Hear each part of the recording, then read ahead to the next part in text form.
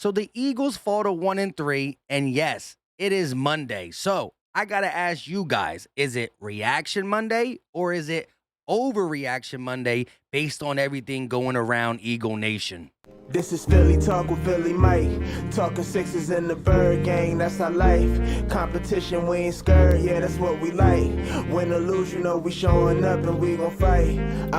You see we strive for the sky every day that go by. And every single week we screaming fly, Eagles fly. This is Philly Talk with Philly Mike, yeah. This is Philly Talk with Philly Mike, yeah. What is going on, everybody? I go by Philly Mike, and this is the Philly Talk Podcast. And today, I want to talk about a couple things. One, should Jonathan Gannon be on the hot seat? Two, Nick Sirianni's press conference, where he did talk about Jonathan Gannon.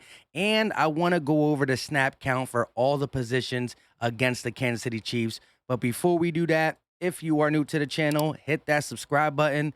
Do not forget to turn on post notifications. Yes, so you're instantly notified when I go live or when I drop content, and hit that like button, Eagle Nation. It goes a long way for the channel, and it lets me know you're still rocking. Follow your boy on Twitter. That's where we talk Eagle news behind the YouTube scenes, because I go 24/7 talking about the Eagles. Eagles! Now let's go. So let's talk about the defense. And before we talk about Jonathan Gannon, everybody knows our linebackers are trash. Now, there's one linebacker out there in Jamie Collins, and I know a lot of us are ready to go out there and get him, but I do want to caution you a little bit. Look what I found on PFF New England Patriots. So, with Jamie Collins being a free agent, the Patriots are definitely a landing spot. A career grade in New England of 90 overall compared to a career grade everywhere else at 56. Now, he was with the Lions. I think he was with the Cardinals. He's in some bad situations because the Cardinals was bad on defense at that point. Could he help the Eagles out? I honestly got to say, if you grade Alex Singleton, Eric Wilson, and these guys, they probably don't even get to a 56 at this point, PFF status. So, could we get him somewhere in the middle, 1 year, Band-Aid, before we end up possibly drafting a linebacker? Well, that's if we cross our fingers, in the upcoming draft with a possible first-round pick 3 times. We got to see. But I do want to let people know he's not as solid elsewhere outside of Bill Belichick's system as people think, but he got to be better than what we got in Alex Singleton and Eric Wilson. And speaking of the defense, the narrative is out there that Jonathan Gannon should be on a hot seat, and I ain't excusing the back-to-back 40-burger that was put on our heads. But let's look into context a little bit, right? So the Dallas Cowboys dropped 40 points on us. Okay, who did the Dallas Cowboys play this week? Oh, the number 1 defense in the NFL. And what did they do to them? 36 points. Okay. Who's the other person that put a 40-burger on us? The Kansas City Chiefs, a team that can put 40 points on anybody. They averaged 30 points, and I know there were some sloppy mistakes made on third down. You can't fully discredit Jonathan Gannon for offsides and personal fouls. Some Sweat, Barnett, Ronnie McLeod had a crucial one that would have got us off the field. So if we get off the field 2, 3, maybe third downs, the score don't look like that. I'm just saying, before we jump the gun, I look at his system and I hate the soft zone. I hate the fact that you don't blitz as much as I thought you were going to be. I actually don't like the fact that you rotate 6 linebackers out there like that, and you put too much on the linebacker's plate. I also don't like that you slide Fletcher Cox over too much. He's not in the middle, and that's part of the reason why we've been such a dominant run-stopping defensive line, is because Fletcher Cox is in the middle. So he's moving him over. You're moving him out of his spot. And they've been running all the way up the middle on us every single game, from the Atlanta Falcons to the San Francisco 49ers to the Niners. We kind of stopped that a little bit. They had the outside run, but the Cowboys and the Chiefs, they definitely ran up. I understand you were trying to stop the big play, but you have to adjust. It's as simple as that. Now, we are missing BG, who's a leader, stopping the run, helping in the pass rush, but we got to be better. Jonathan Gannon got to be better, but you can't just forget what we did against the Falcons and the Niners, right? because the Falcons, although they're not a good team, they're in the upper echelon for offense. Go look. They're probably ranked 15, 16, or 14th in total offense, and same with the 49ers. So we did get blown up by 2 top 5 offenses, but we held middle of the pack offenses where they're going to be. And there's not too many top 5 offenses that we will play. So keep all that in context when we talk about you're out of here. You know what I mean? We need linebackers, we need safeties, and we need our players to make plays when they're around the ball. I think we do put too much on our linebackers' plate in this scheme, and they're not good enough to handle it. So let's look at the snap count before we get into the Nick Sirianni press conference of every position, starting with the defense, because it's been a problem. Let's look at D-line. So 46 snaps each for Fletcher and Josh Sweat. It's good to see Sweat snaps get up there.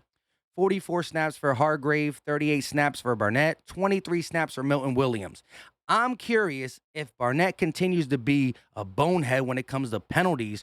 Will you see Barnett and Williams switch? I wouldn't be mad at it. I know Barnett has more talent at this time, but maybe you get the young guy in there who knows what he shows. So Kerrigan had 22 snaps, and he continues to be a ghost, has not recorded one stat. Not a tackle, not a hurry, not nothing. 21 snaps for Ridgeway and 19 snaps for Teron Jackson. Let's look at the linebackers where, whoa.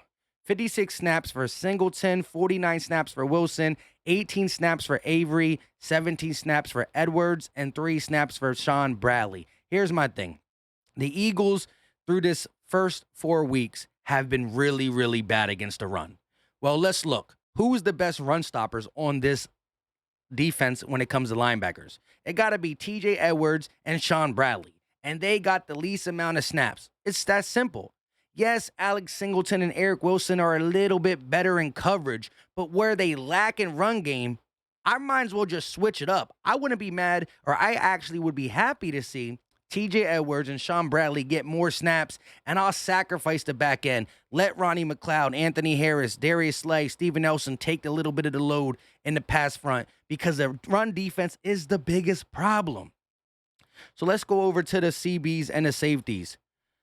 67 snaps for all these guys. Slay, Nelson, Harris. Now, when you look at the other ones, you got 58 snaps for Maddox, 48 snaps for McLeod, and 19 snaps for Epps. I believe Epps played in some big nickels, so he got one of them trash linebackers off the field and tried to go with a passing guy who can also tackle in the box, but it didn't work. It did not work against the Chiefs, but you're talking about a top 3 offense in the NFL. Now, tight ends still continue to be Dallas Goedert's number 1 spot. 55 snaps for DG, 37 snaps for Ertz, and 6 snaps for Jack Stahl. Wide receivers, you got 68 snaps for Smitty, 52 snaps for Jalen Reagor, 43 snaps for Watkins, 22 snaps for Ward, one of them being a crucial catch where it did hit his hands. You got to catch that, Greg Ward, and 11 snaps for J.J. Arcega-Whiteside. But there's an interesting thing here. Jalen Reagor had 52 snaps, 1 target.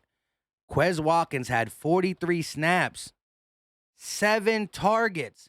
So the coaching staff's got to understand that either Quez Watkins is getting open more or Jalen Hurts just trusts him more, that he's throwing to Quez Watkins over Jalen Reagor. 7 targets to 1 target, and he had 9 more snaps. It's the proof is in the numbers. The coaching staff got to say, you know what? Reagor can still be developed. He can still play, but you got to get Quez Watkins on the field more than Jalen Reagor. It's just no ifs, ands, or buts. And last but not least, running back. 47 snaps to Miles Sanders and 29 snaps to Kenneth Gainwell. However, when Gainwell's in the game, we're using him more. Whether it's catching out the backfield or running the ball, he had less run attempts, but he had bigger gains on them. Miles Sanders had a couple that were really iffy in the beginning of the game, but you still got to give him the ball. Miles Sanders needs to be a part of this offense. I just do not understand why he's not.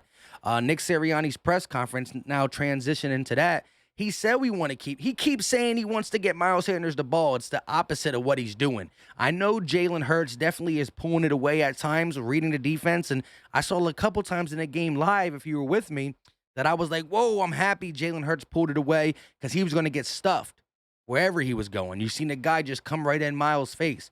So I don't know where the distrust or where it is, but you got to have some where you're taking the responsibility out of Jalen Hurts' hands and letting it be, hey, get the ball to Miles. He's going to go up the middle. But Miles got to keep in his head, maybe they don't like too much of the dancing.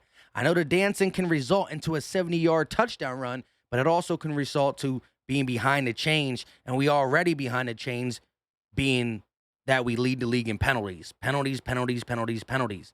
But I just want to say this real quick before I go more into to Nick Sirianni's press conference. The Eagles are in top 10 of the NFL in both passing and rushing. I know the rushing has to do with Jalen and the passing got to do with Jalen, but we are top 10 in rushing and passing. We are top 10 in overall yardage for your offense, meaning the Eagles can move the ball. It's about executing, and that's where Jalen got to be a little bit better, but more importantly, Nick Sirianni got to be better in the red zone. We can move the ball. The play calling has not been as bad as people say from 20 to 20. It's just the little executions on third down and in the red zone. But let's get to what Nick Sirianni said about the defense and Jonathan Gannon. He said there were some harsh words said in the defensive room, some tough words said. So Nick Sirianni is coming down on the defense saying, Jonathan Gannon, I don't care. You got to do this. You got to do that. So it's good to see him laying the law. I know they're pretty close. He has the utmost faith in Jonathan Gannon correcting the mistakes, but mistakes have been made. But I want to keep it in context that we also are going against a team that just dropped 36. The Cowboys dropped 36 on the number 1 defense, right? So you got to keep that all in your head.